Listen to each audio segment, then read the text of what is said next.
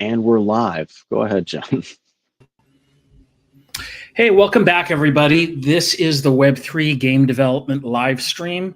This is the show where we talk about game development from the trenches, really from the standpoint of Web3 builders, game developers, people who are actually building things. So this isn't the show for like speculation and token launches and all that stuff. It's actually more about the games, the fun, the experience of them. If tokens play into the economy, that's great. We talk all about that. But this is about builders. And a lot of you come here because you yourself are builders. Some of you have come here because you're on the Beamable platform. So I'm the co-founder and CEO of Beamable. We're a game services infrastructure company. So we make game servers, technology, all the cloud-based infrastructure so that you can build your live service game. In both Web 2 and Web 3, by the way. Like, we support any kind of game anywhere that needs multiplayer or online systems. Today, we're going to be focused on Web 3 gaming, though, and we're going to talk to a really awesome project in this space, which is Gigaverse. And we've got Dith, the man himself, to talk to us about this project. So why don't we just kind of kick things off with an intro. Dith, what can you tell us about you and how you came to this before we just dive into Gigaverse itself? Yeah, thanks. Thanks for having us on, John. Appreciate it. And we're going to share about myself. I've been a startup founder most of my life. I caught the bug early when I was still a student, and I was bored one summer, and I had an idea that ended up becoming essentially my first startup. So ever since I was 20, I've kind of been tinkering around, mostly in tech, building tech startups. And I've been a gamer my whole life as well. I grew up gaming, but I think I just kind of like resigned, like, so that I probably never get to build a game. It's like how do you even break into the games industry? I don't know any developers who build games and so on. So that was the story of my 20s. Going into my 30s, when COVID hit, I just exited one of my startups. I joined a payments company called Stripe. At Stripe, they teach you everything that you need to know about payments. And one of the first things that you learn is like, oh, this shit's like, it's like a million middlemen here. And why does it take so long for a payment to like cross borders? And so I started, I basically got crypto pilled at that point. Started going down the crypto rabbit hole. Spending more time trading, messing around in the space. And long story short, I ended up leaving Stripe to join a venture-backed blockchain gaming company called Proof of Play. And so crypto ended up being the answer to how I would eventually work in gaming. And I had a blast there. I was leading go-to-market. We built and scaled the largest fully on-chain game called Pirate Nation. And then, like, in the meantime, as I do out of hours, still tinkering and just building stuff for fun. That's how I ended up sort of, starting what eventually became Gigaverse.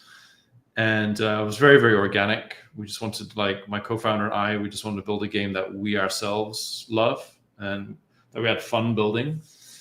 But ever since we sort of announced and unveiled it in January, the response was like really good from the get-go. And then we launched the game in late February, and the metrics were great from the get-go. And yeah, a couple of weeks later, we both quit our jobs to focus full-time on Gigaverse, and it's been going great. We've been having a lot of fun with it, and we've had a real community come together over the game as well. So we're very, very happy with how this kind of all came together in the most sort of serendipitous way. And we're just excited for what we can do next.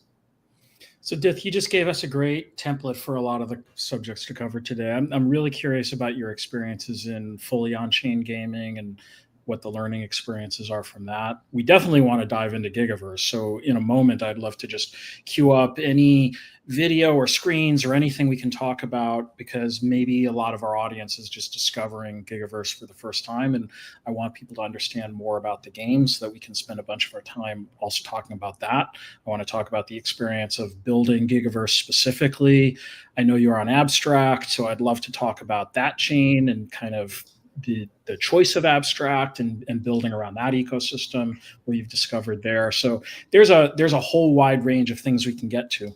While we're thinking about the content that we can share on the screen here, and Oscar, I don't know if you're going to share the content, or Dith, whether you'd want to present it directly.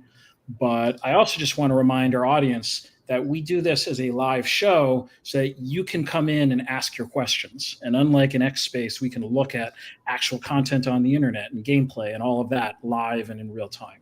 So we love your questions. A lot of you have shown up here for the code as well. So the Beamable leaderboard code, where a lot of you are competing for that airdrop. You are going to get the code today. Don't you worry. It's going to come along. But we never tell you in advance when it happens, because we don't want people swooping in for 2 minutes just to get a code. So that'll come a little bit later. In the meantime, get those questions ready. We're going to cover a lot. Dith is very well known in X and the space generally. So here's your chance to interface with him, ask your questions, learn more about Gigaverse and his views of this whole market. And, I'd love to just, again, start with Gigaverse. So Dith, you said you built a game that you yourself wanted to play. So let's maybe even start there. Like, tell us about the game, or show us the game too. Yeah. So first and foremost, you log into the game, and the first thing that you'll kind of see is like a very nostalgic sort of look and feel to the game. We put like a lot of love and care into the art style, the aesthetic, and the pixel styling of the game. We're big believers in AI. I actually built some AI tools myself back in the early days of GPT, sort of 2020. So there's not a slight on AI, but when it comes to like the art of Gigaverse, that's all handmade by full-time artists on our team. So yeah, the first thing that you'll notice is just like, I think the game looks really good and is a throwback to like, what I think is like the golden era of gaming, right? The 90s, where gameplay, just like with movies, right? The storyline had to be good. The acting had to be good. You couldn't just like lean into like CGI to kind of like just excite the audience, right? So I think the game feels like a love letter to that era of gaming. And then, okay, like, from a design principles perspective, thanks for bringing this up. Design principles perspective, we just want to make it like easy enough for you to figure out what you need to do by what you see on the screen and like clicking buttons. The game has grown. There's like multiple features and different things to do in the game. So now there are docs, there are guides, there's like depth to some of this stuff. But if you just want to click your way through like the basics, you absolutely can. And yeah, so at its core, it's an RPG where, you see a little bit of the story unfolding. You have your character, this little noob who starts off all sort of like naked and innocent. And as you progress through the game, you can earn items, you can equip yourself, you can kind of level up, improve your skills and so on. But the longer term vision for Gigaverse is to grow into a social MMO, where there's a lot you can do in the game. There's kind of like a Disneyland or a carnival vibe to it. Lots of different features. Some of them are easier, some are harder, some require less time, some more time. Some like require more spend, some require less spend. And I think that the thing that makes it really fun for us and fun for an on-chain audience is that we have a lot of like risk and reward mechanics, where, for example, there's a combat dungeon where once you defeat your enemy, if you're low on health, you can approach this fountain. And at the fountain, you have a 60% chance of, if you interact with it, you have a 60% chance that you can harm yourself, but a 40% chance that you can like replenish your health. So like the odds are kind of against you, but if you're desperate for health it's the only place that you can get it, you may run that risk. And I think, like, you know, in an on-chain setting, people love risk taking and sort of, you know, the gamification of like just seeing like, does your decision pay off or not? Where I think a lot of on-chain experiences are very punishing is they do that with like a lot of money. Like meme coins are kind of an example of this, but like a lot of money is on the line. So, you know, we strip this down into like a very, these are kind of like peppered throughout the game, and the consequences are like kind of, I mean, ultimately it's, you know, it's not a huge deal if you die. It's not like you've blown $10,000 like I have on meme coins. So, you know, this is a very key design principle of ours, which is like have the feeling of risk and reward, where you can get those little moments of payoff, little moments of dopamine. And yeah, so far there's like, you just saw fishing there. So far there's like 2 core gameplay modes, but we'll add more and more as time goes on. And as I say, like social MMO is the vision. So there'll be a time in the near future that you can see other players in the game and you can do more stuff with them. We got questions coming in from the audience already, and this is already proving to be a super popular stream, by the way. We just passed 666 viewers. I don't know what's with that, but the number of the beast. We've got a question from Third here. What types of rewards can players earn in Gigaverse? Yeah, so as soon as you hop into the combat dungeon, which you can do like as soon as you get into the game, you can go up to this teleportation pad at the top and you can get into the dungeon. And once you're in the dungeon, you come up against an enemy. You defeat that enemy, they will drop items that you can collect. And as you progress through the dungeon, you're playing harder and harder enemies. They're dropping more and more items, and items that are like rare and potentially more valuable. We built an in-game marketplace where you can trade the items that you find in the game.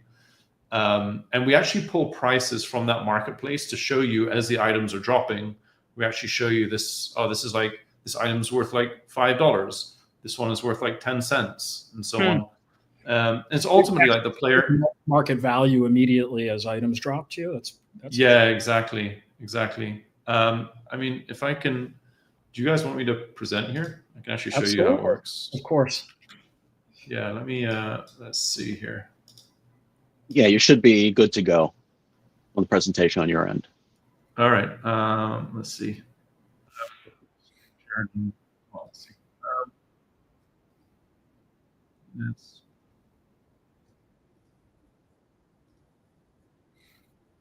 Cool. We're waiting for for Dith to get the content up. Okay, I think we're streaming it now, right? Yep. Yes, sir. There we go. Oh, awesome. All right, so I'll show you exactly what I just mentioned. This is my little character here. Mm-hmm. I have some like good gear, so as you can see, I don't look like the default character anymore. So I'm going to go to that dungeon that I mentioned. My character can run because it's what we call like Giga Juice, which is kind of like the premium subscription to the game. You consume Giga Juice and then you get powered up. You can access cool stuff. So I'll show you this dungeon that I just mentioned and the mechanic where as you're playing through. So that's my opponent. He's countered my move here. At its core, like this very simple system is basically rock, paper, scissors, right? Sword, shield, and spell, or one of these counters the other. But we've like layered in some like additional stuff on top. So you have a health bar, you have an armor bar. It's telling me here what extra stats I get because of the gear I have. And then I've leveled up my skills. So I have 26 attack, 7 defense, 9 attack, 10. And I can see the same for my enemy, right? So some of these moves are going to do more damage or less damage depending who counters who here. But I'm just going to blitz through this to just, oh great, he's kind of always the case, right? He's just hard countering me here. Okay, there we go. So you'll see these items drop. All right, so these items here are soulbound, so there's no value. This little guy down here, this is a bolt. So when I pick this up, it should say it's like, yeah, it's like 1 cent. Bolts are like a very, very cheap item. There's like tens of thousands of them on the marketplace. And now when I progress, I get to pick a level up that I take with me. It's essentially like a roguelike here, right? So now I've got, so those stat points added to my shield. I'll play my shield now and just see how I do against this dude. Again, I'm getting countered, but as soon as I land one of these hits, I should one-shot him. And let's see what I get items-wise. It's probably just going to be... All right, I didn't get anything this time. I only get the scrap. But yeah, you get the idea. As I progress through this dungeon, I'm facing tougher and tougher enemies. They have stronger attacks. They have stronger stat points, and there's obviously like lower drop chances, but you get some like pretty rare stuff, skins and so on as you progress through this. And now that I'm on the 4th floor, this is a boss. The boss is a bit tougher.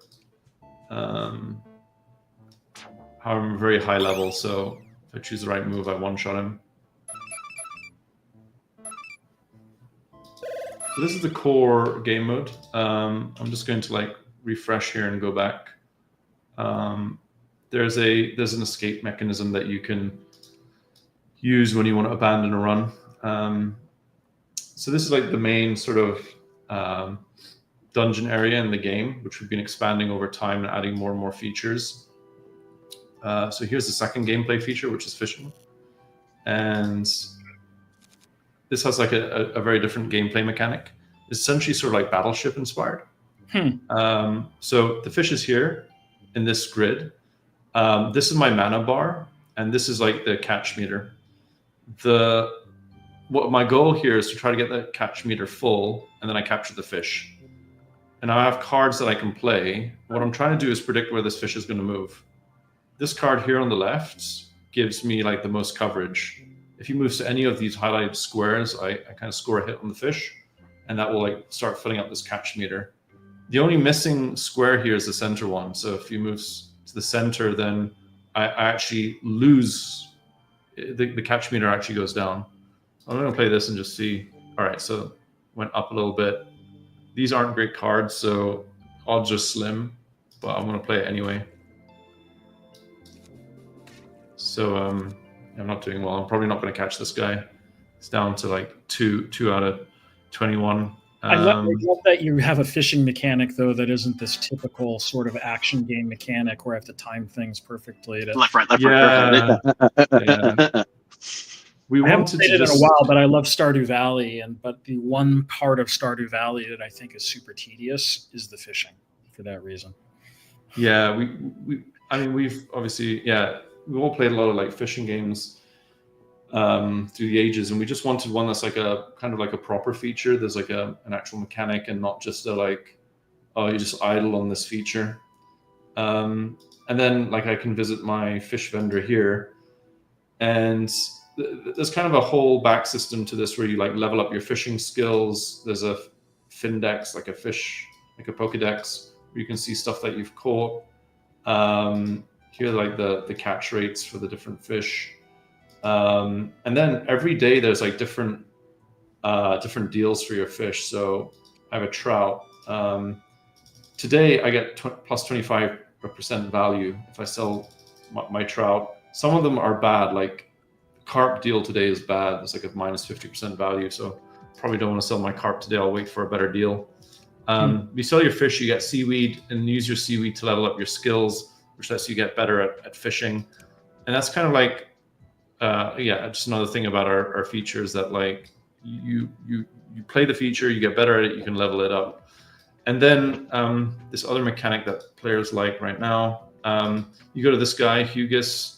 He's like a traveling merchant, and every day he gives you like certain deals where if you earn certain items, you can turn in your you basically turn in the items, you get these abstract stubs, and the abstract stubs determine how much abstract XP you get every week from abstract.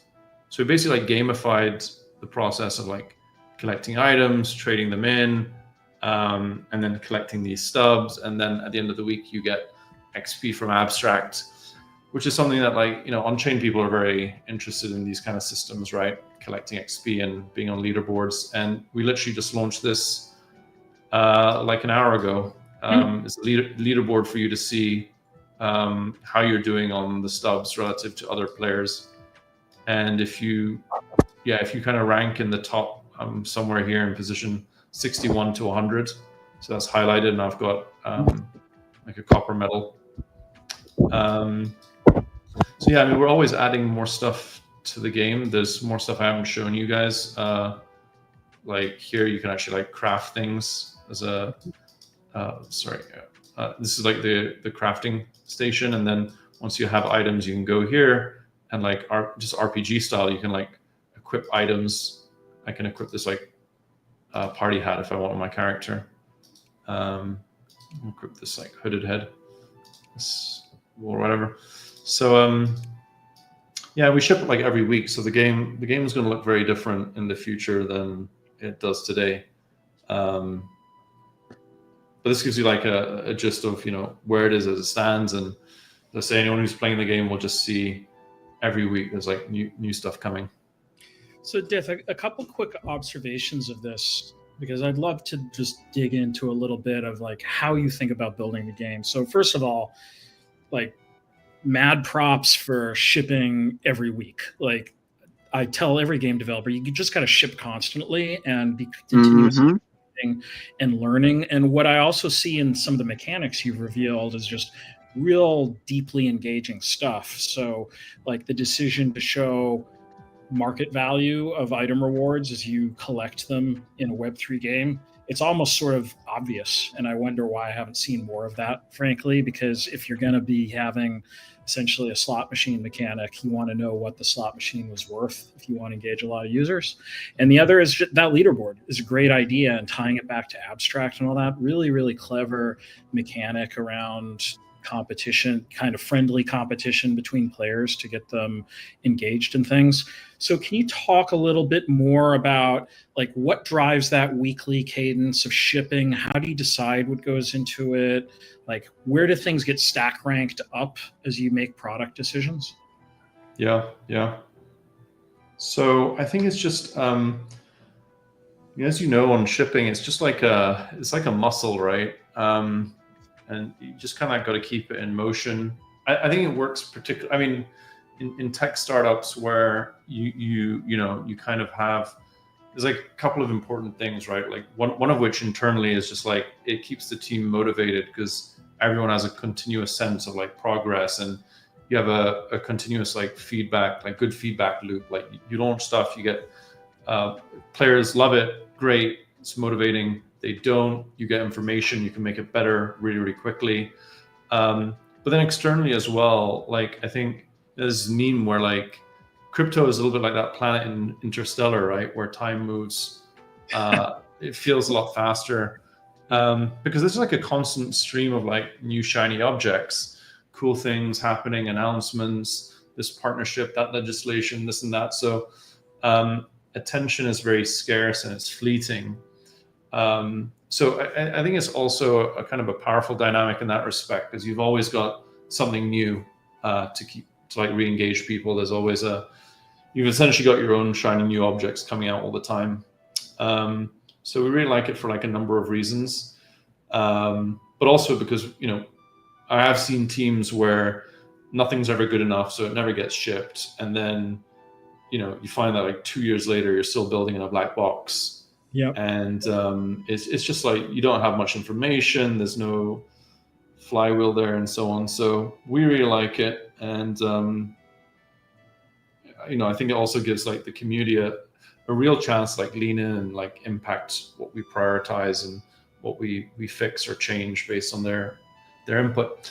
And so I mean, I think when the game launched, by the way, it was like kind of embarrassingly early, that it wasn't much to do. So we got criticized, the meme was like, oh, is this game just like rock, paper, scissors? Like, is that it?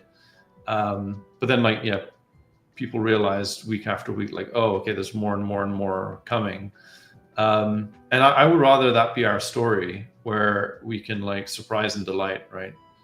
and always have something new to show people.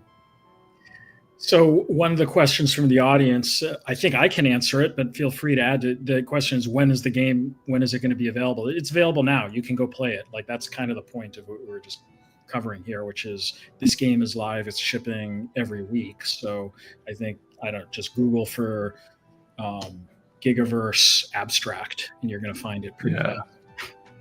Yeah, exactly. It's live. You can get started like immediately. There's like a small install fee. It's like $10 to like essentially mint your character, get into the game.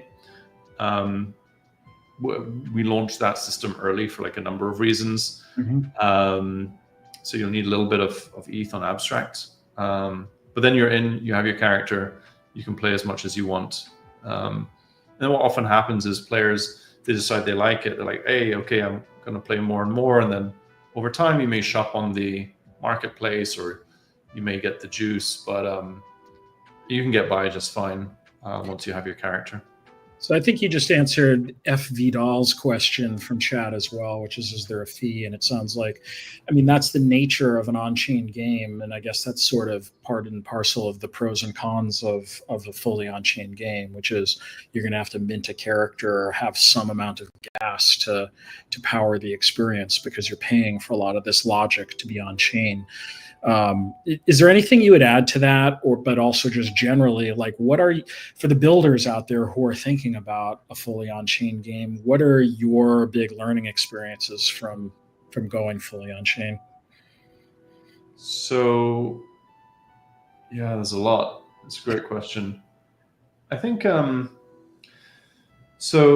previous game that we worked on, Pirate Nation, was fully on-chain, and it was like, honestly insane, like very, very impressive under the hood.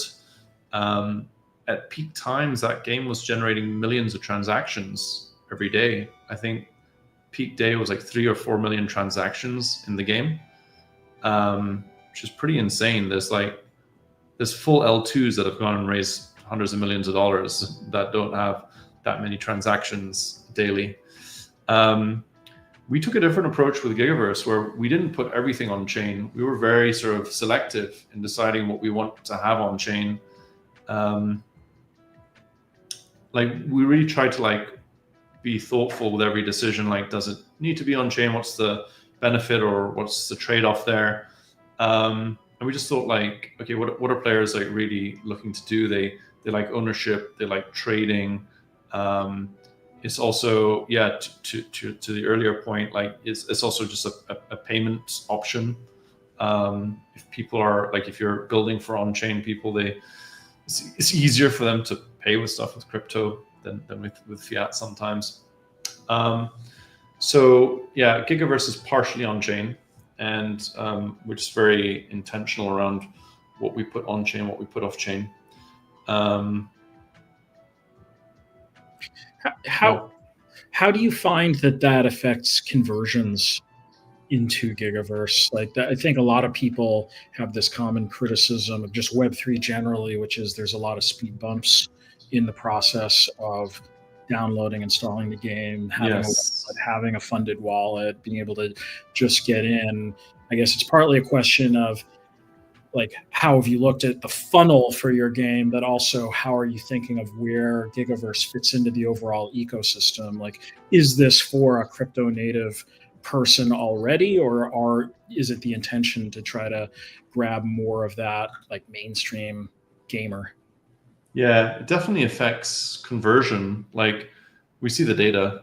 People come to the homepage, and you can decide to essentially pay this small fee and get in the game, or you can decide not to, and then you never enter.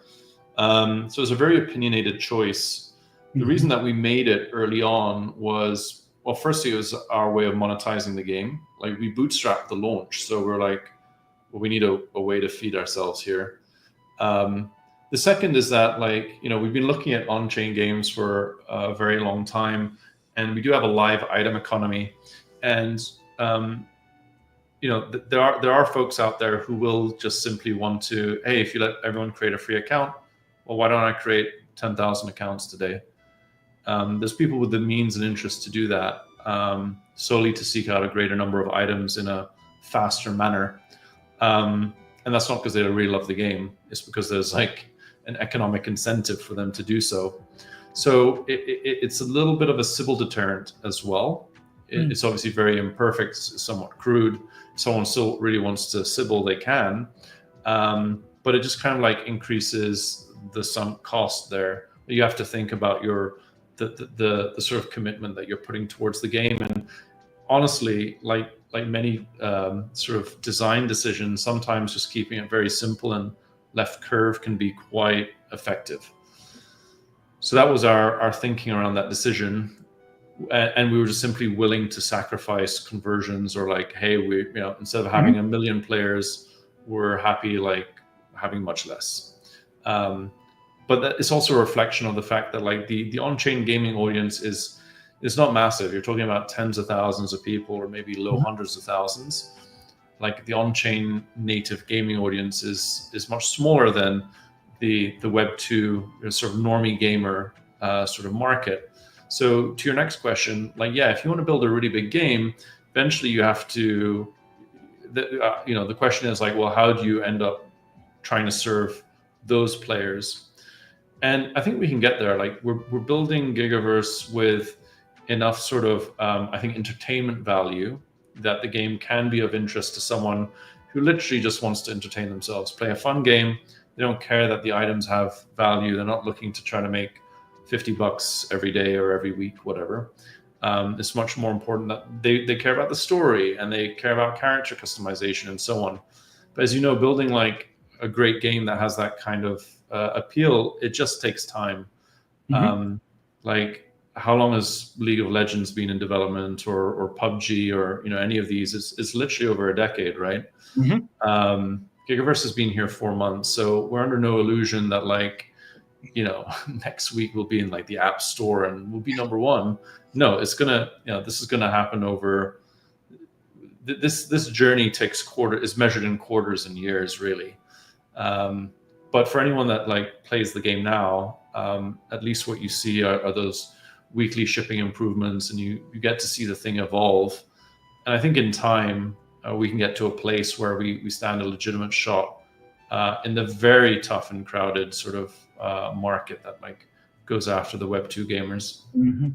Well, it also strikes me that the overall game architecture that you've optimized around, which is 2D graphics, roguelike, provides that very modular structure where, with this weekly shipping schedule that you've described, adding new concepts to the game is something that you can do rapidly versus being marred in like one of these 3D graphics metaverses, like vast, and kind of vague game systems that people talked about a couple of years ago. This is very specific. Like you can just keep dropping more and more features. Like when I see something like the fishing mechanic, for example, that you've got in there, like you could do 100 more things like that. It's a structure that is really given towards a very rapid shipping process. We think so, right? It's about like, Gigaverse was built by my co-founder, who's just an incredible developer and engineer, basically soloed the first build of Gigaverse. And as I say, we have an incredible artist as well working with us full time. So the two of them put together the first version of the game. Now we have another engineer working with us. We have another artist part-time as well. The team is still like incredibly small. And we've bootstrapped all this to date. So yeah, it's been very much, to your point about how can we design a game that, that keeps that in mind, and actually we have a chance of succeeding with, rather than, if you make bloated design decisions, or you're like overly ambitious and we're gonna, build the next 5D metaverse, like we would just never be able to do it. And but these things, people tried all these things and they never ship, and they all end up being rug pulls. So like, congratulations for shipping a product that you can just start shipping and building on top of every week, even if the initial release was somewhat modest, because frankly, the starting point is what 99% of teams in this space don't even get to. It's kind of crazy. Yes. Yeah. We see that often. And I mean, that's just my advice to founders all the time. They show me a product, and I'm like, great, looks good enough to me. Like, when are you getting out there? And they're like, no, we need to add like this feature and that feature. You really don't. You just get it out there. You can always improve it. Get out of the analysis paralysis and start getting feedback from your customers. I mean, that's kind of my thesis around game development. It's so hard to be successful at game development anyway. So building black boxes is actually just setting yourself up for failure. I mean, unless you're a AAA game like, I don't know, any of these guys out there that have 7 to 10 years to build their game and apparently infinite money with teams of 1,000 people, And they still get shuttered. Yeah, as we saw at Microsoft the other day, they shut down a bunch of them because guess what? A lot of the time, these are just teams that might be building a lot of pretty cool things, but whether they've actually built a deeply engaging game and how many more years they'll need to get there is always in question. So I think for a startup founder, you are clearly not in that category anyway. So it's about shipping and kind of pushing innovation and things like that. And the best way to do that is ship regularly, increase the velocity of shipping and building, and then have some mechanism where you're learning constantly about what works, what doesn't, so that you can invest your time towards the things that actually make a difference for your players. Yeah. Can I tag that? Sure. I literally just had a huge argument with a bunch of people about this in a large game developer group. People need to focus on figuring out what the fun is as quickly as possible and being able to iterate on that to be able to engage with their audience and also shape the experience that is going to be the final form of the thing. So if you have an opportunity to drop a game and then drop features every 10 days, every 21 days, every month, but something that substantively makes the experience wholer, you'll be way better off than trying to build something that's going to take you 3 years before anybody can actually get a playable experience in their hands. Even being able to walk around this room without any gameplay other than some flavor text, it's more compelling than the people that have ambitions that are going to take 1,500 days and stall out at 1,000. That's just my opinion, and it's because I've been yelling at people about it for a while. Agreed. I mean, there's an infinity number of ways to build a game, obviously, but if you want to sort of organize around the most likely to succeed, I think it just involves customer feedback and rapid velocity. So there's so many questions on this today. We're almost up to 2,000 live viewers, so people are super curious about what you're building, Dith. Oh, that's awesome. We got a couple of kind of interrelated questions here around essentially the item economy within the game. So we've got Crypto has a comment about, is it like CSGO skins, but everything's on chain? I suppose for the aesthetic aspect of your character, that seems to be the case. I'll show you real quick here, actually. This guy here is like the auctioneer. It's like this Monopoly man looking guy. You can approach him, and so there's like some flavor text stuff here. Conduct business. This opens up the in-game marketplace. I can see the prices in dollars or in Ethereum, and we can filter by types of items. I'm screen sharing, so the pop-up won't be great, but we have an embedded sort of wallet experience here. So when you buy one of these, there's like a pop-up. It's like literally one click to buy the item. So we can look at what this thing is. The floor is like 27 cents. This little number here tells me how many of these I own. I can buy multiples in one go if I want. And so we decided very early on to put the marketplace into the game because it doesn't make sense to go to like a third-party site to do this. I'm actually gonna hop over to a community-built site. Let me switch my screen, share this tab instead. Yeah, so this is a site built by one of our players who's also a developer. And so he built kind of like an analytics site where every day you can see the 24-hour change in certain items. So yeah, these skins here, these are the in-game prices. They've spiked in the last 24 hours. Part of why these items spike in prices like this is because they may have they may just be scarce in general. There's not many of them. So if you get one of these items, it's a great drop. It's like an exciting moment. But then, you know, going back for a second to Gigaverse, some of these items will be on a daily turn-in quests with Hugis. I had done this one already, this Bulwark body. I turned it in to get 85 stubs. But yeah, so people will sync the items to get their stubs, and that creates this price action.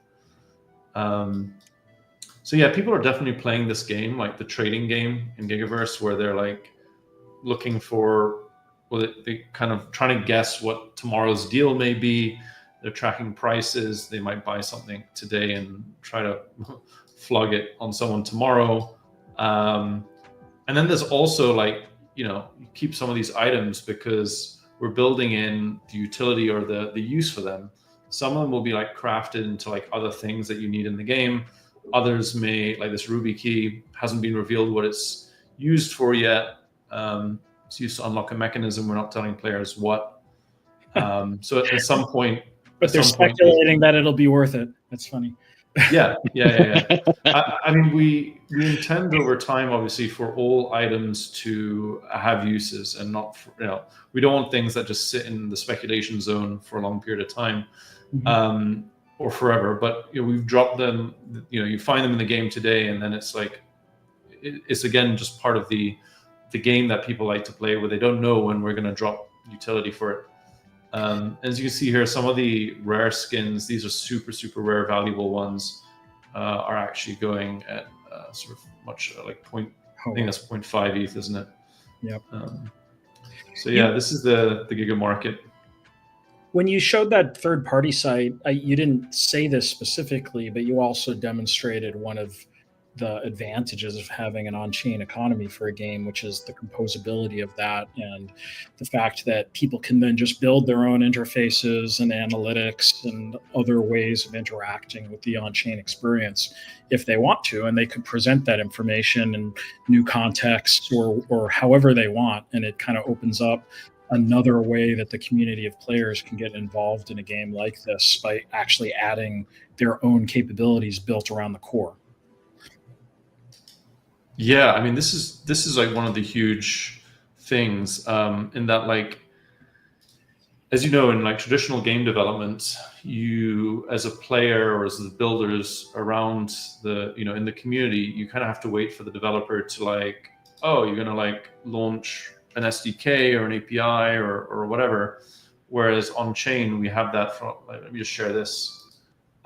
So this is still very early. This is actually one of my team members is compiling this. This is just meant to be like a directory of third-party tools that people build around Gigaverse. And so yeah, there's already like, I mean, there's 6 things here. I'm aware of at least a couple other teams who aren't listed here. So yeah, I mean, the game is, you know, just a few months.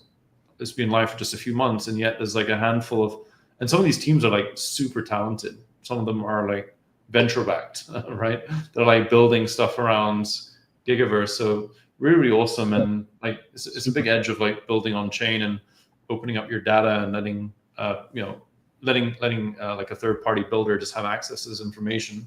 They can build really cool tools. And one of them, I think it's this chap. So I think this is a dev named Chris, and he launched this like literally a week ago, but he's shipping daily now too. And he's like adding some extra information onto the marketplace view. And some people are actually buying items through his interface here. He charges an extra fee, which I think he's able to do because he's like adding in, he's just like built a different, you know, interface here. He's adding his own value, his own analytics. Yeah, here you can see sales in real time. 2 minutes ago, 1 minute ago, just now. So super cool. I mean, this is ultimately how we become like an ecosystem, right?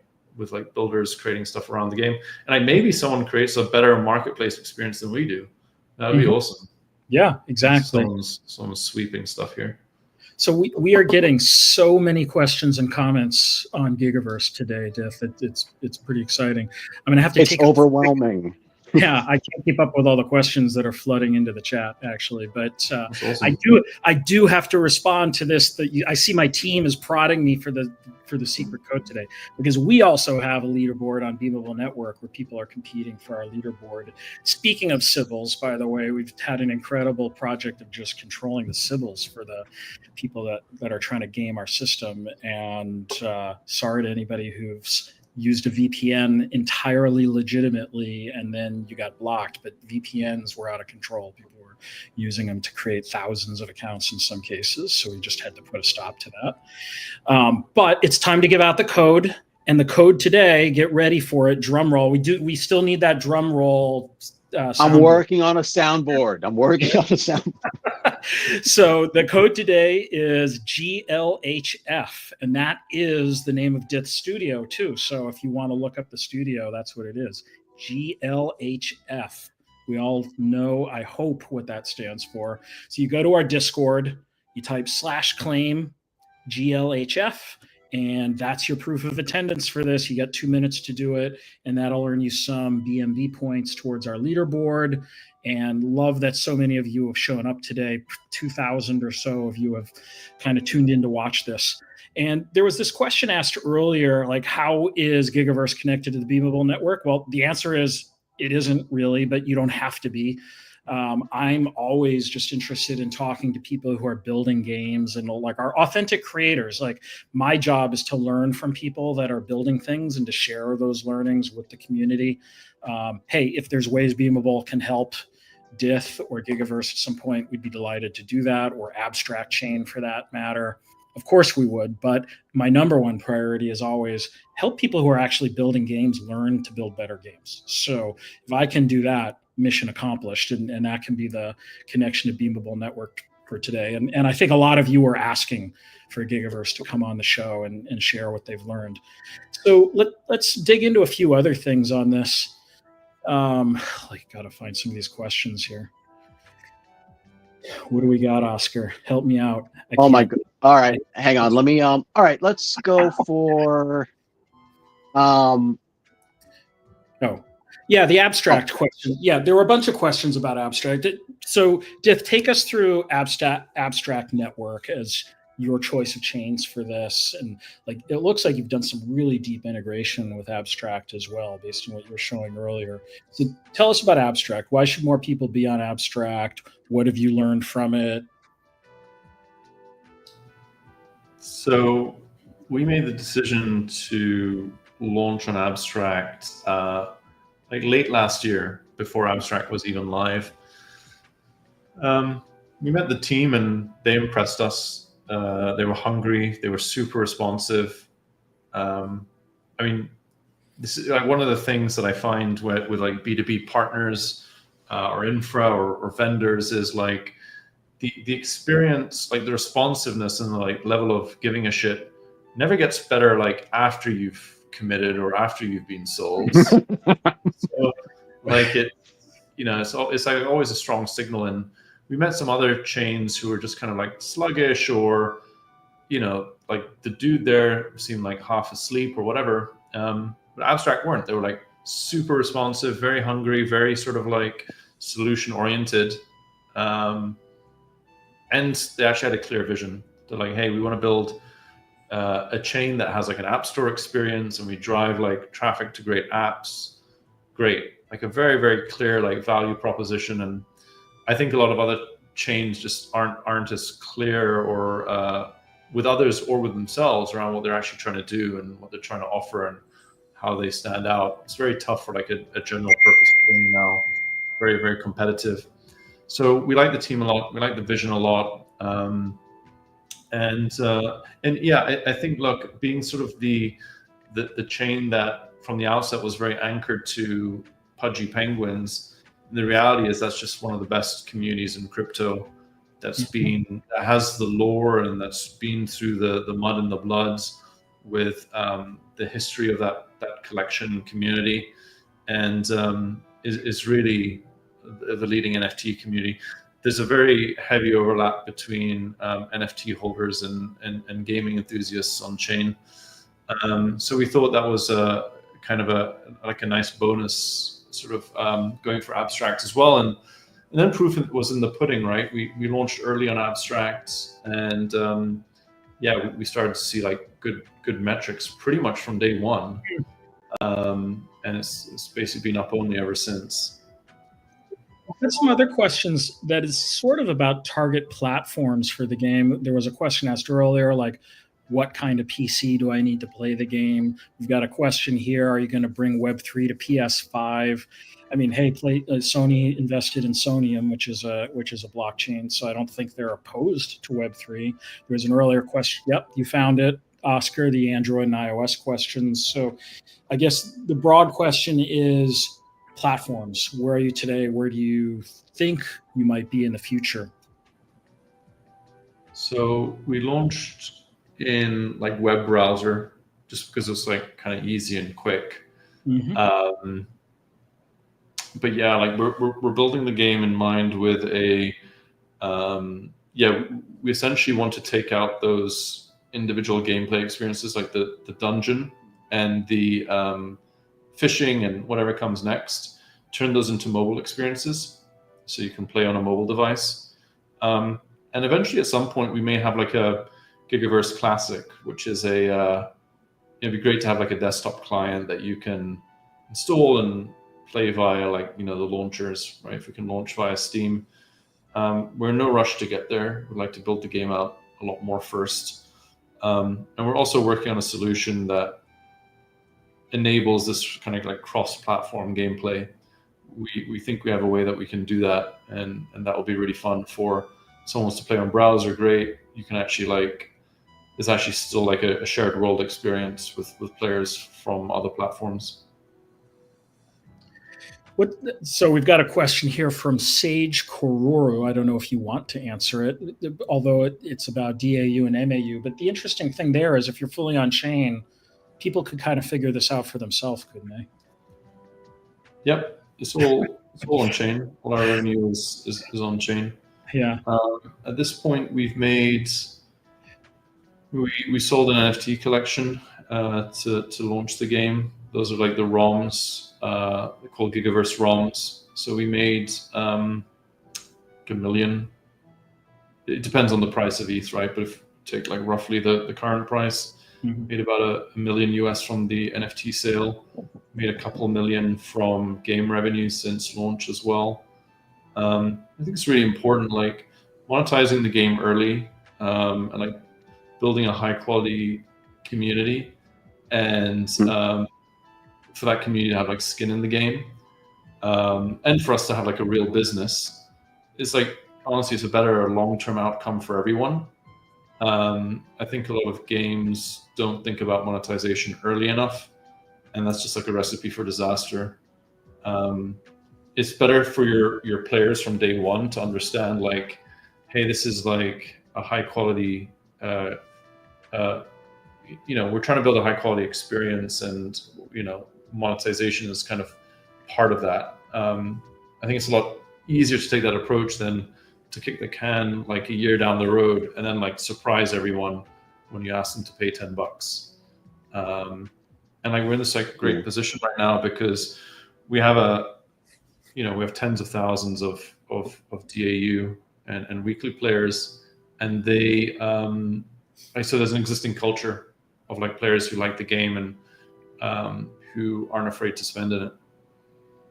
Hey, Dith, your community's culture, where does that congregate? Where does your community live besides their experience in the game? Are they all in Discord? Do they like exist in Discord and X? Like, where does your community and its culture, percolate?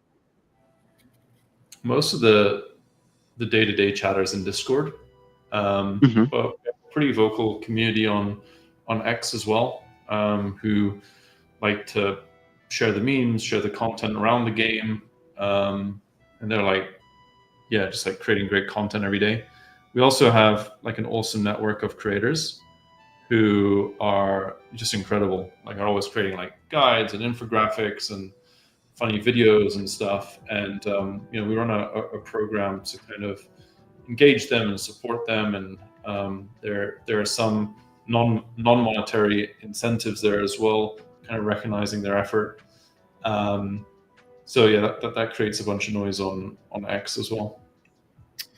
We have a question from Deco here. Like, are we going to have Abstract on Beamable? So first of all, there's nothing formal between Beamable and Abstract today. We're in touch with those folks and they know where we are, and we'd love to support Abstract, but I'll say Abstract is an EVM, and game developers on Beamable frequently just fork the Ethereum SDK and find that it's pretty trivial to get the any EVM compatible chain like that. Like literally the first game that ended up on base, that's how it happened. We didn't formally support it. Someone just did it. Same thing with ApeChain. Someone recently built a game on ApeChain and they just forked the EVM code again. So we're always happy to do that, but like we would also love to have the partnership with Abstract where we go to market together, and hopefully we figure that out in the future. But no, there's nothing yet. If you think we should and you're kind of close to Abstract, just tag them and say, hey, Beamable and Abstract should be working together. We're always happy to do that. We're getting close to the end of our hour, Dith. I feel like I could talk to you for hours about just like game design and some of the decisions in this product. But it's really a delight to see a game that is playable in Web3 and is a good foundation for continuing to build with this once a week cadence. I think that's fantastic. So I want to first just thank you for participating with us today. But in the last couple of minutes, as we wind down the hour, what do you want to share with the audience here? We've got a couple thousand people who showed up to learn what you're building, Dith. What should they know about Gigaverse other than, hey, go to gigaverse.io and play this game? We saw a lot of questions like, how do I play it? Like, go to gigaverse.io, you can play it right now. But what should people know about what you're working on, and maybe even a little bit about the future if you're willing to share anything? Well, firstly, thanks again, guys. Likewise, appreciate the really cool backing graphic. I feel like it's a shame that the game is overlaying, but it's really cool. And yeah, just the general thoughtfulness, questions, and so on. What should they know about Gigaverse? I mean, yeah, I think the main call to action is like, you like what you heard, like try the game out. It will keep getting better. We enjoy shipping, so we're always going to continue doing that. And we also want to win. I think gaming is very off meta right now, and so for people to believe in gaming again, it's only going to happen through like, you got to take some big swings for it to be different this time. Like, it actually has to be different. And so we think a lot about how we can do that and what are some of the big swings we can take as we grow the game and company. So, yeah. My last question for you, Dith, before we wrap it up is, like, it used to be that the business model for crypto gaming, at least if we go back 4 or 5 years, was launch that NFT collection, use it as a funding event, and use that capital to start actually building the game. Unfortunately, so many people rug pulled that, or even if it wasn't intentional, like so many people did that and then they discovered game development is hard and they couldn't pull it off. Most people haven't been able to do that. It sounds like you succeeded in that process more recently, though. When you say gaming is off meta, like way off meta is the NFT collection funding event for a game. In the final moments, like, is that something that other people can consider, or were you just sort of someone with a huge competitive advantage in the ability to pull that off? Should people consider it again? Will that change? Yeah. Being intellectually honest, and I guess it's a bit of a humble brag, but I do have an advantage launching collections. Like, I've done this for years. So someone who's never done it before, I think the advice is mainly around like, you there's got to be a good story, and it has to be convincing, and it has to be authentic. People in this space now, I think, are like, we haven't really had like a large influx of new and naive people. So the people who are here are very astute, very experienced, somewhat cynical now. They've seen bad endings more often than they've seen good ones. And so you can't bullshit these people. You can't do the whole like, yeah, this shit's going to go to the moon. You've got to be real, and you have to like aim to deliver actual value. And I also think like if you're building a game in a way like we are, where you don't have to sit in a black box for 2 years, then yeah, build the game before you sell the NFTs, so that like, you know, those people don't get wrecked minting the NFT and then they have to wait a year or two to see something that's then disappointing. We launched the game, I think, like 10 days after the NFTs were sold. So I think that's a good approach. And then and then yeah, like, why do the NFTs need to exist? There just needs to be an answer to that. Like in our case, we gave them a bunch of in-game utility. I didn't show this, but like, you see your NFTs here, and you can like collect items from them. You get more energy, so you can take more actions. See, I'm actually like claiming this stuff, and the fact alone that you went from NFT mint to had a game to launch 10 days later says something as well, which is that NFTs were sold more, I would say, to take you into the future, but you had a starting point. You had already been working on something that people could kind of take a look at, and you had something from the beginning. It's not like the problem of like teams that tried to sell these collections or did sell these collections, and they had absolutely no idea how they're going to get from point A to point B. Sometimes they had no programming or game development experience whatsoever and had wildly unrealistic expectations. But you had kind of had this starting point already underway at the point that you put that out there. Yes. Yeah. Similar in some ways, frankly, to like the experience on Kickstarter. Like, people blame Web3 like as if it's uniquely like bad at this, but actually it's the same thing on Kickstarter, which played this out years earlier, where everybody did their Kickstarter. They were really good at video trailers and really anything other than a video trailer, and no game ever shipped. So people kind of got wise to that over time, and it remains really difficult to fund a game on Kickstarter today unless you more or less have a game that's most of the way done that you can show. Like, we had Raf Koster on to talk about his Web 2 game a couple months back, where the game's pretty much done. He has a 10-year plan, I think, for what he wants to add to it. But you could already play the game. People were having fun with it. Like, and then they did a Kickstarter almost more as a marketing event. And I feel like NFTs kind of have trended that way, where they can help you build on top of a solid foundation where the game is demonstrable. And you've kind of demonstrated that here. Yes, cool. Agreed.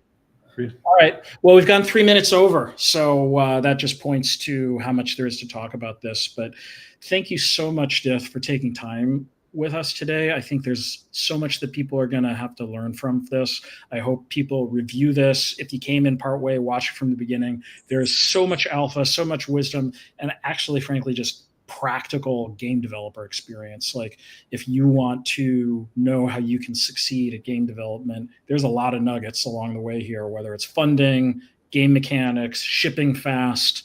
Like, this is a masterclass for a lot of people. So thanks, Dith. This has been great. And I look forward to hopefully having you back at some point where we talk about the update. Yeah, thanks so much, guys. It's a lot of fun. And yeah, we'll definitely stay in touch. All right. Take care, everybody. Thanks, everybody.